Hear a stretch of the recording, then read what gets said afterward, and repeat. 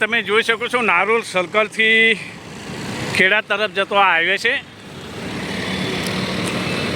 અને હાઈવેને જોડતી એક ટીપી છે જે વટવા તરફથી આવી રહી છે. આ પૂંજા ફાર્મ છે એની બાજુથી આ ટીપી રોડ આ હાઈવેને મળી રહ્યો છે અને આ રસ્તો કોર્પોરેશન દ્વારા બંધ કરવામાં આવ્યો છે અને આ રસ્તો બંધ થવાથી જે આ વિસ્તારની પબ્લિક છે ને એટલી બધી હાડમારી પહોંચે છે ને એટલી સમસ્યા ટ્રાફિકની સમસ્યા ઉપરથી વિકટ બની ગઈ છે. કારણ કે અહીંયાથી જેટલા બી સાધનો આવે એમને રોંગ સાઈડમાં જે સર્વિસ રોડ છે છેક આગળ એક ગન્નાળું છે એની નીચે એકત્ર થવું પડે. એ ગન્નાળાથી સામી સાઈડવાળા બી આવે તો અહીંયા પોલીસ ભેગી થઈ છે અને કેટલીક ગાડીઓ બી આવી છે. તો જોઈએ, તપાસ કરીએ વિષય શું છે.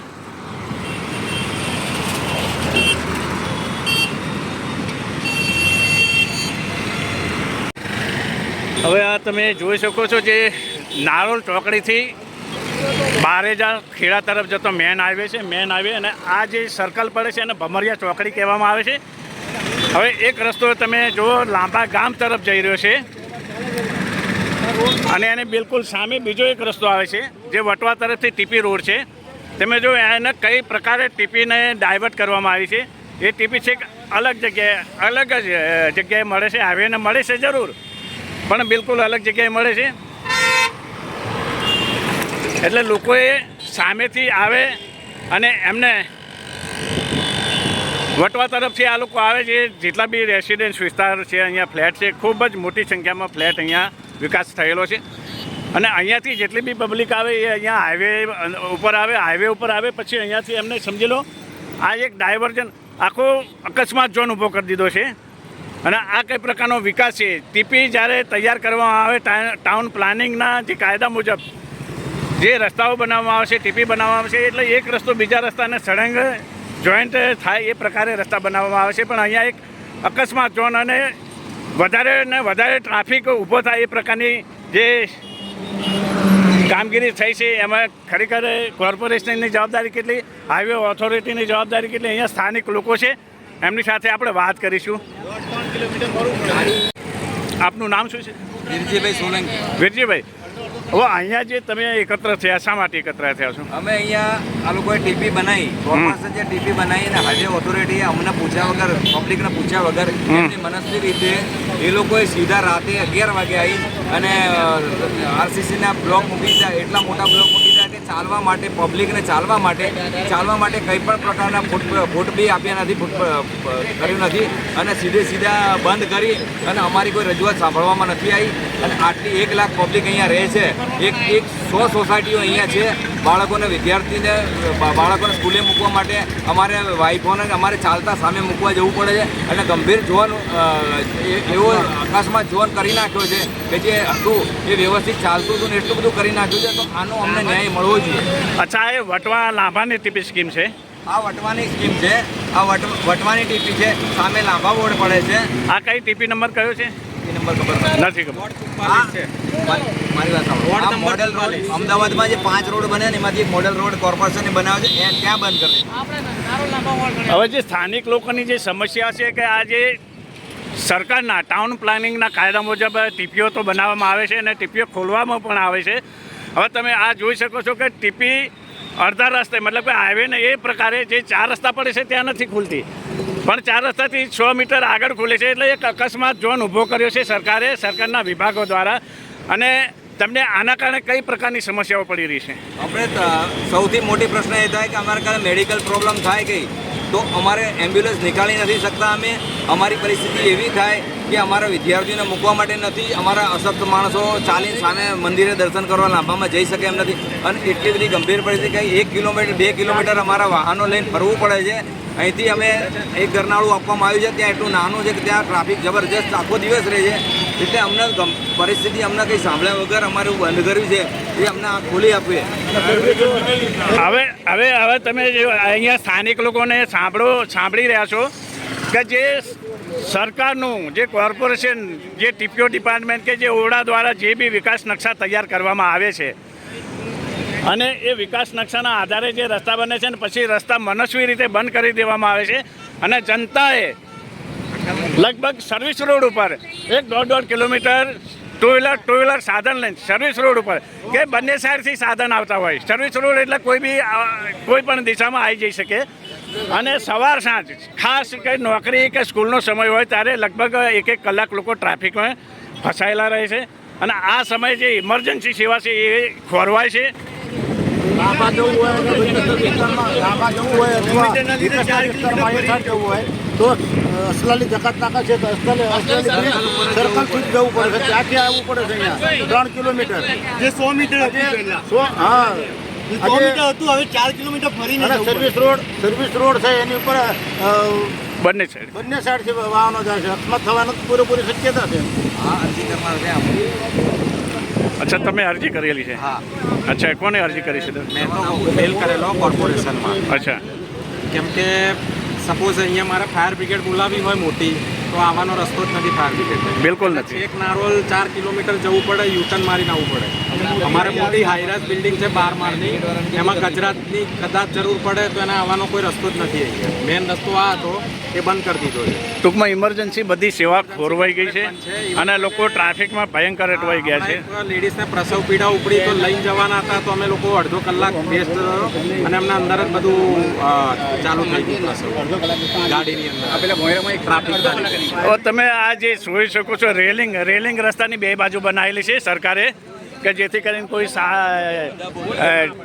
પેલા ગાય ભેંસ આના રોડ પર ના આવે કે ગમે તે સાધનો રોડ પર ના ઘૂસી જાય એ માટે રેલિંગ બનાવી દીધી છે. અને સર્વિસ રોડ આપ્યા છે જનતા માટે. સર્વિસ રોડ આપ્યા છે પણ અત્યારે જે પરિસ્થિતિનું નિર્માણ થયું છે કે જે કાયદા મુજબ બનતા રસ્તા ટ્રાફિકની સમસ્યા ઓછી કરવાના બદલે સમસ્યા વધારી રહી છે. અને અત્યારે હાલમાં જે અધિકારી આવ્યા છે હાલમાં જે અધિકારી આવ્યા કે કયા ડિપાર્ટમેન્ટના છે? નેશનલ હાઈવે ઓથોરિટીની ટીમ આવી છે અને પોલીસ ડિપાર્ટમેન્ટ છે. અચ્છા, અત્યારે જે નેશનલ હાઈવે ઓથોરિટીની જે ટીમ આવી છે હવે એ ટીમની બીજી એક મોટી ખામી અસલાલી સર્કલમાં બી છે. એ સર્કલ બનાવવામાં જે ખામી છે કે એમણે જે બીમ લીધા છે એ કોઈ પણ આગળ પાછળનો અભ્યાસ કરાવી વગરના બીમ લીધા છે. એટલે જે હેવી ટ્રકો આવે છે એ હેવી ટ્રકો ઉપરल्या બીમે અટકી જાય છે. એના કારણે બી ત્યાં ભયંકર ટ્રાફિકની સમસ્યા સર્જાય છે. અને આ ટ્રાફિકની સમસ્યાના કારણે પોલીસને બી ખૂબ તકલીફ પડે છે, સ્થાનિક જનતાને બી તકલીફ પડે છે, અકસ્માતો વધી રહ્યા છે. અચ્છા, આપ શું કહેવા માગતા છો? આપ શું કહેવા માંગો છો? આ જે સમસ્યા છે હા, અહીંયાથી આવડો મોટો ટીપી રોડ બનાવ્યો છે 100 ફૂટનો, બરાબર છે. અહીંયા સામે દિવાલ કરવા માટે બનાવ્યો છે અને ટીપી સ્કીમ 58 અહીંયા પાડેલી છે. તો એ વખતે એમને કંઈ ગણતરી નહીં હોય કે અહીંયા વસ્તી કેટલી થશે અને અહીંયા ટ્રાફિક થશે. સામેનો રોડ બંધ નથી કર્યો, બરાબર. અહીંયા કેમ બંધ કર્યો? સેમ પોઝિશન અહીંયા બી છે જ ને, સામે બી. હવે જનતાના જે સવાલ છે એ પ્રમાણે કોઈ બી જ્યારે યોજના સરકાર બનાવતી હોય તો આવનાર 10-15 વર્ષનો અભ્યાસ કરીને કેટલી વસ્તી વચ્ચે કેટલા સાધનો છે એના આધારે યોજનાઓ તૈયાર થતી હોય છે. પણ અત્યારે એવું લાગી રહ્યું છે કે બધા ભાંગ પીને જાણે યોજનાઓ તૈયાર કરતા હોય અને પછી એમની ભૂલ સમજાતી હોય. એવું નથી, જાણી જોઈને ભૂલો કરવામાં આવે છે જેથી કરીને ટેન્ડર પ્રક્રિયા સતત ચાલુ રહે અને લોકો આ મોતના મુખમાં ધકેલાય એ પ્રકારના ઠેર એમાં આ જે અમદાવાદ પૂર્વ અને પશ્ચિમના જે વિકાસના કામોમાં વ્યાપક ગેરરીતિ જોવામાં આવે છે. ટીપીના નિયમ મુજબ કે જે 4 રસ્તા મળતા હોય ત્યાં જ સામેલી ટીપી મળે એવું નથી અહીંયા બનતું. અહીંયા જ્યાં ત્યાં 100 મીટર 50 મીટર આગી પાછી ટીપી કેમ, એ બહુ મોટો સંશોધનનો વિષય બન્યો છે. બોલો, આ જે સ્થિતિ માટે આપ શું કહેવા માગો છો? આ સર્વિસ રોડ બ્લોક એટલો બધો થઈ જાય એની કોઈ હદ નથી. લાંબા જવાવાળી પબ્લિક વટવાથી જાય ક્યાં, સમજો તમે વાત. કારણ કે આખું ફરીને જવું પડે, 3-4 કિલોમીટર ફરીને જવું પડે. એટલે એનો કોઈ મિનિંગ નથી. આ વર્ષો જૂનો રસ્તો જ અમારો, એટલે અમારો હક છે. હક છે. ટૂંકમાં કોઈને અમદાવાદ જવું હોય તો આમ ક્યાં આગળ કેટલા કિલોમીટર જવું પડે ત્યારે એમને? આમ 3 કિલોમીટર જાય, પાછો 3 કિલોમીટર આવો ત્યારે લાંબા જાય, સમજો તમે. આમ 4 કિલોમીટર જાય, 4 કિલોમીટર પાછો આવો ત્યારે લાંબા જઈ શકે તમારે. પેટ્રોલના ભાવ